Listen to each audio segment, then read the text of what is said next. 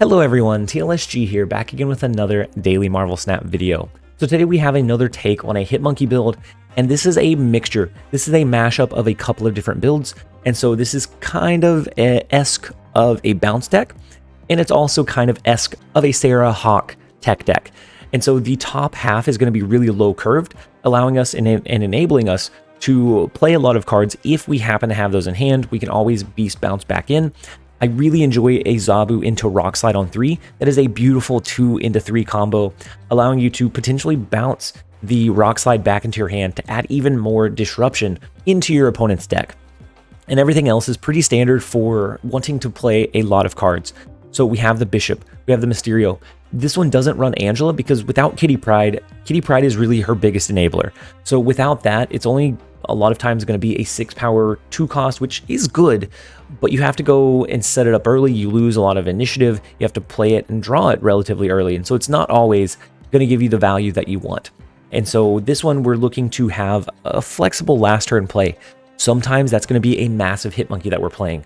Other times it's going to be leaning into a Shang-Chi to destroy the opponent's, I don't know, Red Skull. It has the option to do a Hawk on the last turn as kind of that big burst of power as well. And so a lot of different ways to put a lot of points onto the board, allowing you to find multiple ways to win, whether you get hit with a wave, a Sandman, or any other kind of disruption.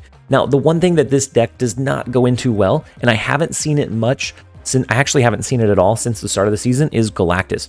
We don't have any direct Galactus counters, and so if you happen to identify that it's a Galactus, you're going to have to play your Iceman and Korg early and hope that it happens to hit their key card so that they can't ramp or they don't draw into their Galactus. If they snap and it looks like a Galactus deck, with this version, just retreat. Just take the 1 cube loss and just rinse and repeat. Move on to the next one. Otherwise, I haven't found a matchup that this one just feels like it can't go toe-to-toe with. Shuri decks feels pretty decent. Any other like bounce style decks, you have the flexibility that those don't necessarily always have. So if you get your key pieces, then you can do a lot of cards onto the board. You can make a lot of big plays happen, where bounce decks are sometimes a little bit more rigid in what they can do because they don't have the flexibility of what they play on the last turn.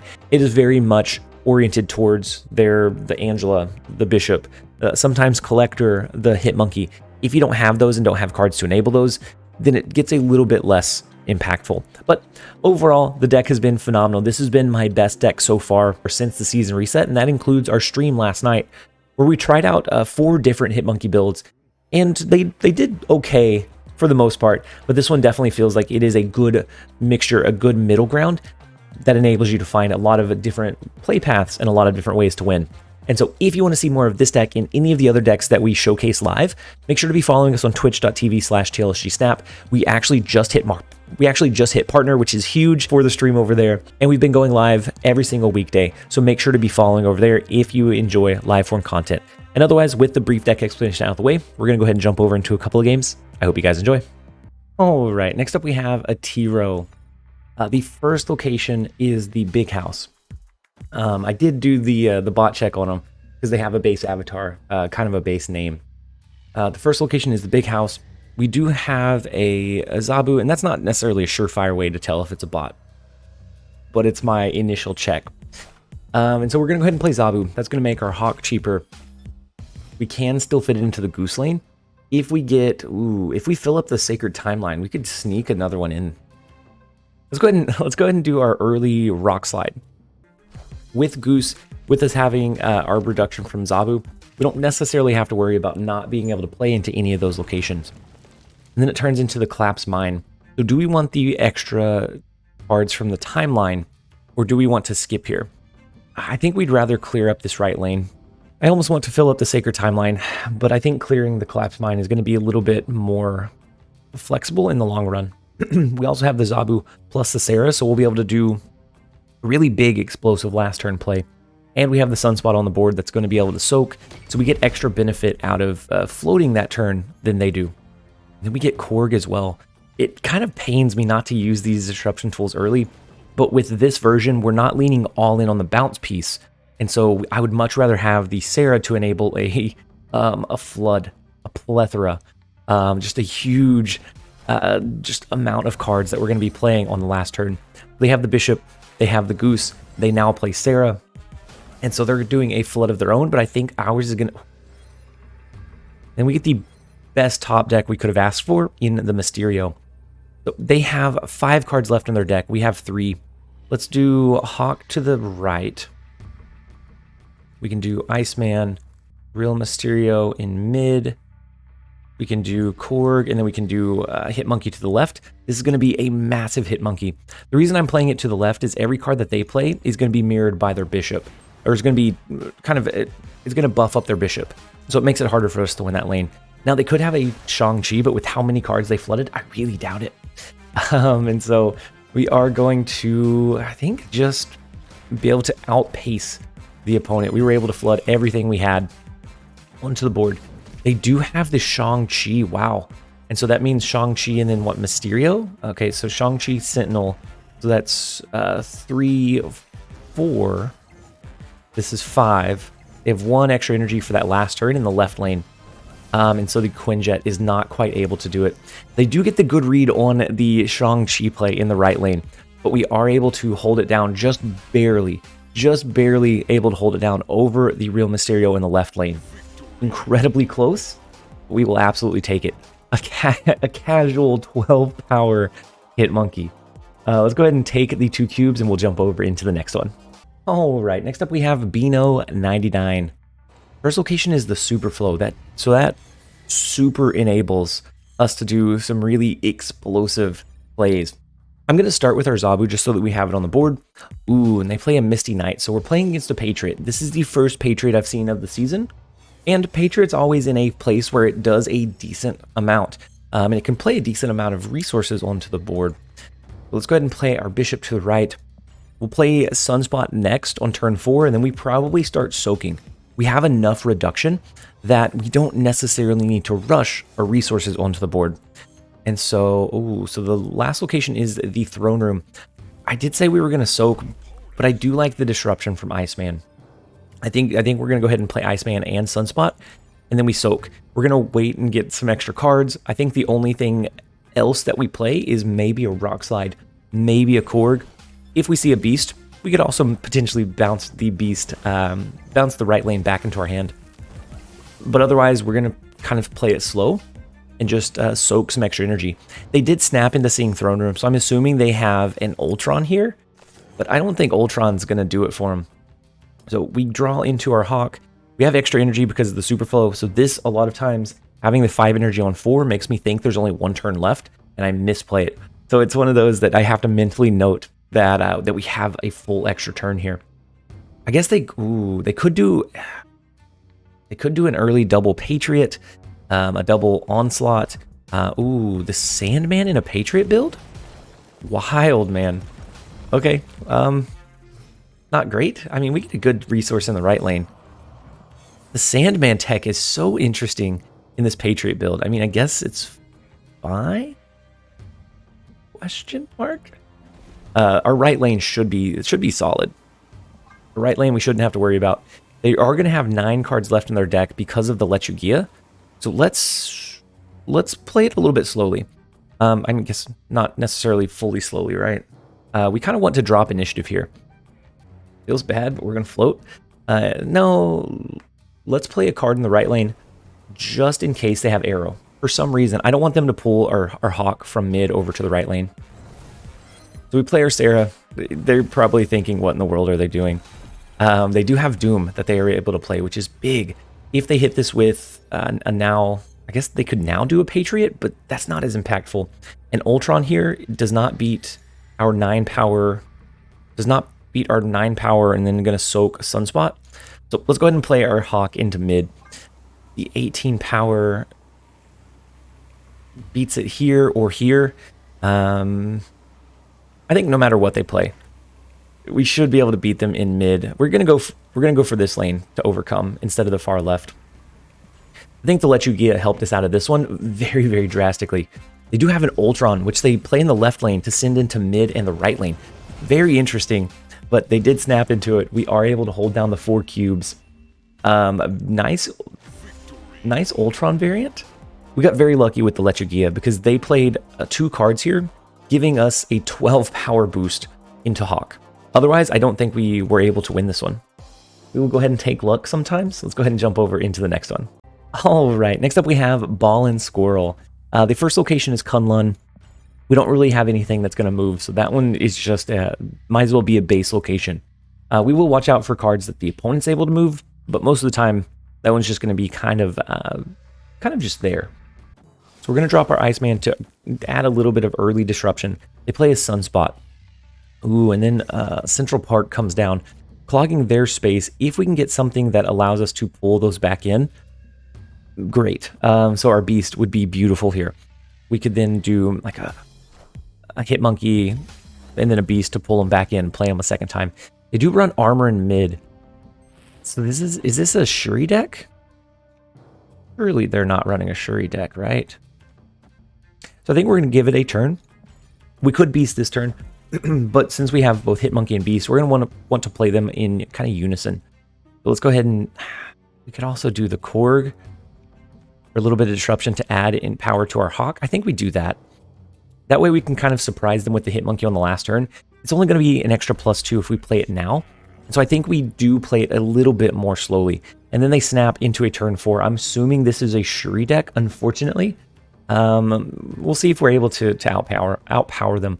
With the armor, I assume that that's where their big drop goes. And so we may have to play for the left and right lane instead.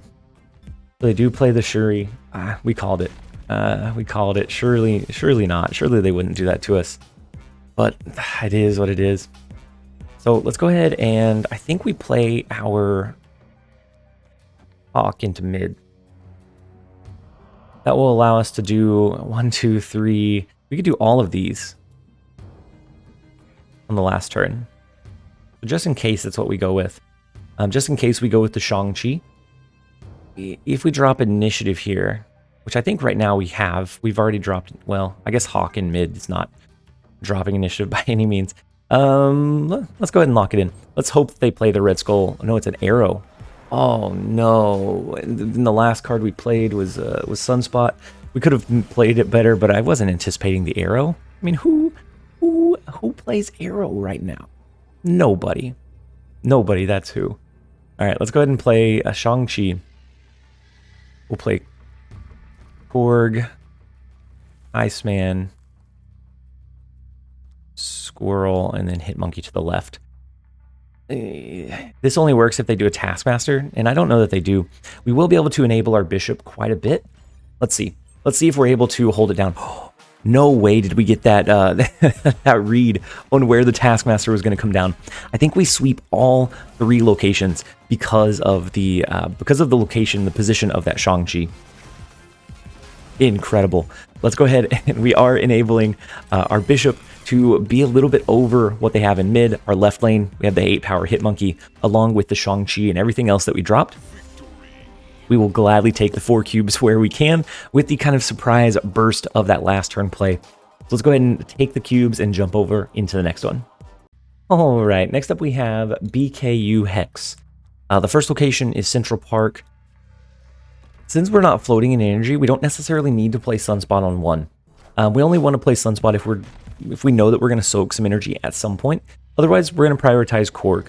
Korg and Iceman, I think I've said it 10 times in the last 2 videos. That early disruption is so critical and so key in being able to get a good, consistent bounce game going. So, Central Park, we probably shouldn't have played Beast there. That's all right. We do get Hit Monkey, so we're going to be able to play these. Let's go ahead and play our Bishop. We're going to pull these back in. And then right now we have a pretty good looking hand to make a pretty decently sized Hit Monkey. We have the Shang-Chi, which we can use alongside the Hit Monkey on the last turn. Ooh, now we have Mysterio as well. So let's go ahead and do the Sunspot. We are going to be soaking now because we have some resources that are pretty good that we don't necessarily want to play early. A Sera on 5 into like drawing maybe, I don't know, maybe a Hawk could be even better. Wow, they play She-Hulk into Lemuria. So we're going to get great value out of Shang-Chi, and we do top deck into Sera. What are the chances? All right, we're gonna play Sera. And we could have played our Korg early, so that last turn, or so that disruption, and maybe that's better than the +2 that it's going to provide to our Hitmonkey, but I don't know. We don't know that for sure, and so I would rather save it for a little bit bigger of a Hitmonkey. Oh no, they absolutely smashed us with a wave.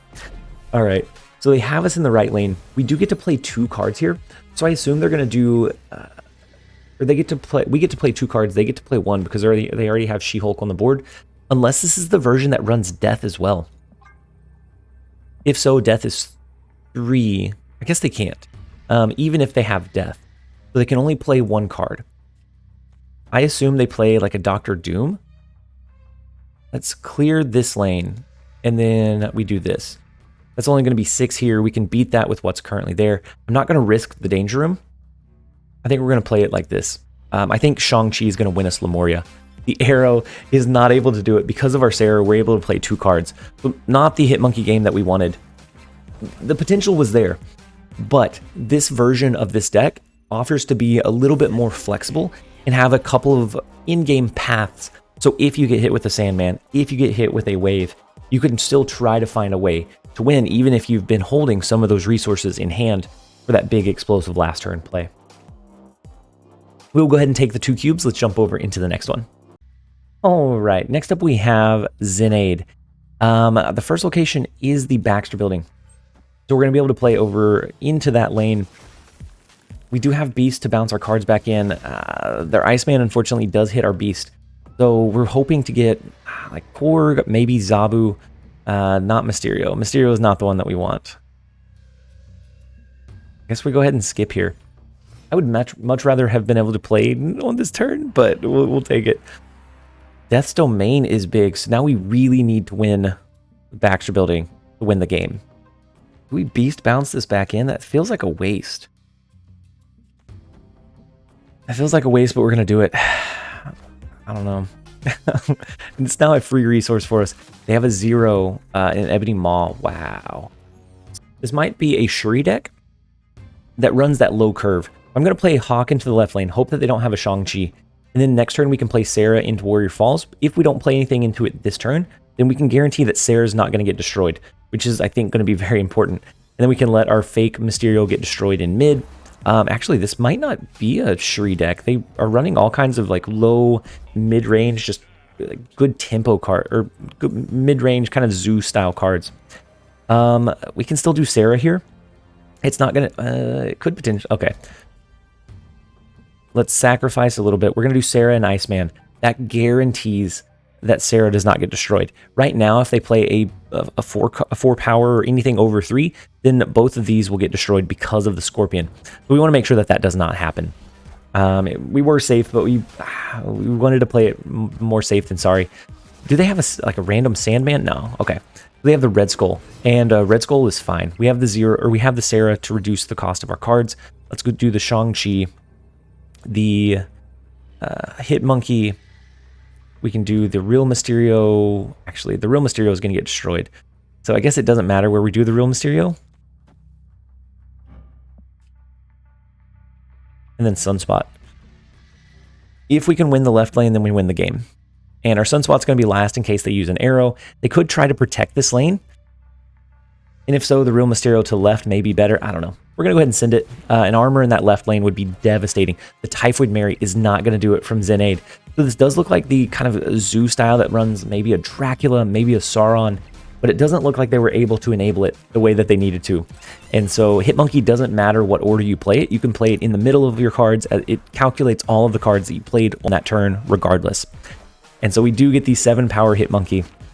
The mid-range middle lane and then winning the left lane allows us to win the game. They stacked a little bit too heavily in the left lane for us having a Shang-Chi. And so we will go ahead and take the 4 cubes, and that is where we're going to actually end the video.